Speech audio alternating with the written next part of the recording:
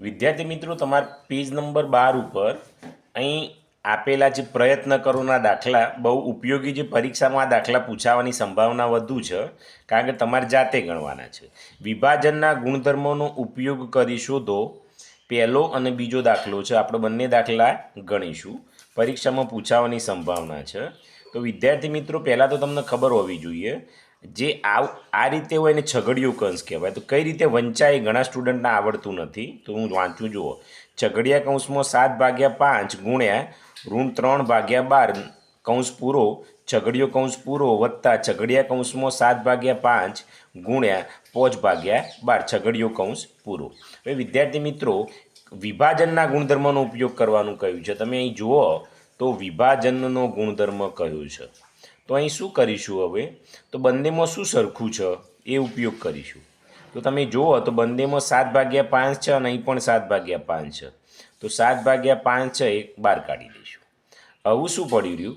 તો તમે અહીં જુઓ 7/5 જતું રહ્યું, તો -3/12 પડી રહ્યું. આ વત્તા અહીં 7/5 જતું રહ્યું એટલે શું પડી રહ્યું? 5/12. ઓકે. હવે વિદ્યાર્થી મિત્રો, 7/5 એમના એમ, બંનેના છેદ સરખા છે એટલે 12 મૂકી દઉં. ઉપર √3 + 5 કૌંસ હતો એમના એમ. ઓકે.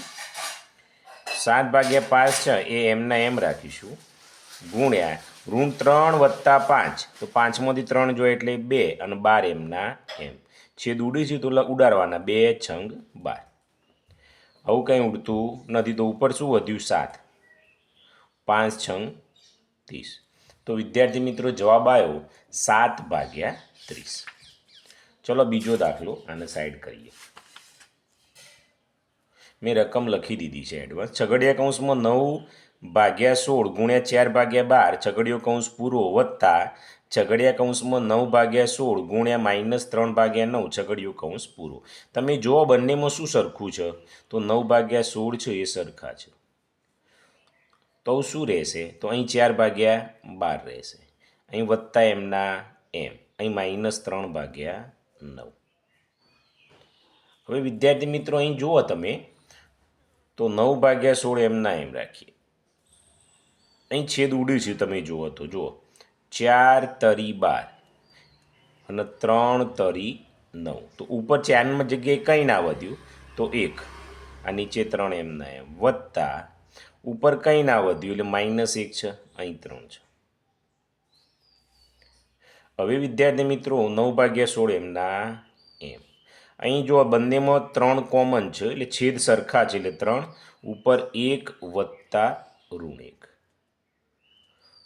તો 9/16 ગુણ્યા 1 વત્તા ઋણ 1 એટલે 0/3.